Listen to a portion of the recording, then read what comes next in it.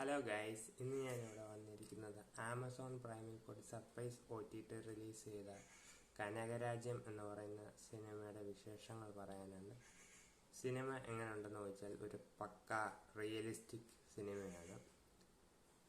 സിനിമയുടെ പ്ലോട്ട് ഒരു ജ്വല്ലറി മോഷണവുമായിട്ട് ബന്ധപ്പെട്ടതാണ്.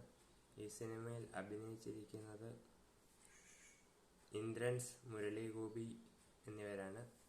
പിന്നെ ഈ സിനിമ ഒരു റിയലിസ്റ്റിക് ആണ്. പിന്നെ ഇതിലെ നായകന്റെ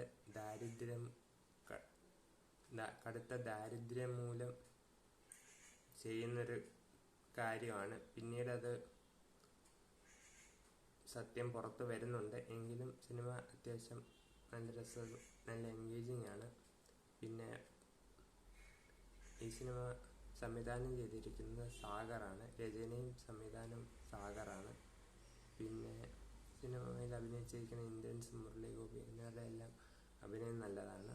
പിന്നെ സിനിമ വളരെയധികം ഒരു കണ്ടുകൊണ്ടിരിക്കാൻ നല്ല സിനിമ, പക്ക റിയലിസ്റ്റിക്കാണ്. കാര്യങ്ങളൊക്കെ കാണിച്ചേക്കുന്ന കാര്യങ്ങളെല്ലാം പക്ക എക്സാഗറേഷൻ ഒന്നുമില്ല, പക്ക റിയലിസ്റ്റിക്കാണ്.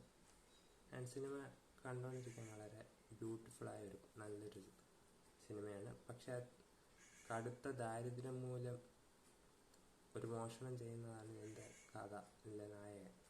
പിന്നീട് അത് വിടുന്നുണ്ടെങ്കിലും ഇതിലെ ഇന്ദ്രൻസിൻ്റെ വേഷം സെക്യൂരിറ്റിക്കാരനാണ്. പിന്നെ ഇതിലെ മുതലാളി മറ്റേ അയ്യപ്പനും കോശിയിലെ പൃഥ്വിരാജിൻ്റെ കാർ ഡ്രൈവറാണ്. അവരുടെയൊക്കെ അഭിനയം നല്ലതായിരുന്നു. സിനിമ അത്യാവശ്യം നല്ലതായിരുന്നു, കണ്ടുകൊണ്ടിരിക്കാൻ നൈസ് മൂവിയാണ്.